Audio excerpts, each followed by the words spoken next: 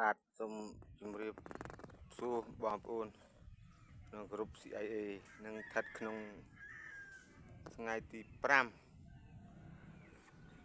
នេះកន្លែងត្រាសេដែលត្រូវគម្រោងដាក់ទា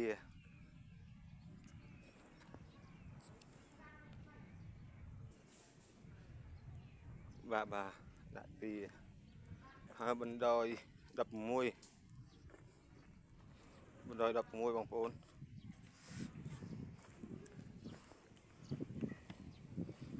បណ្ដោយ16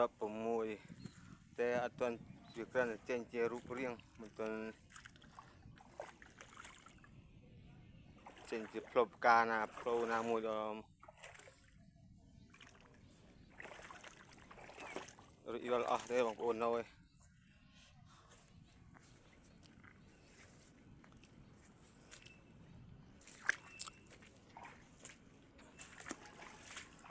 ធំមកបងប្អូនធំ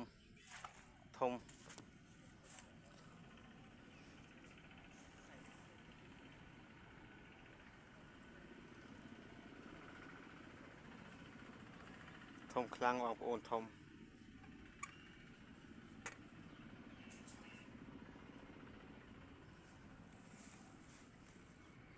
ស្ទឹង5បណ្ដោយ16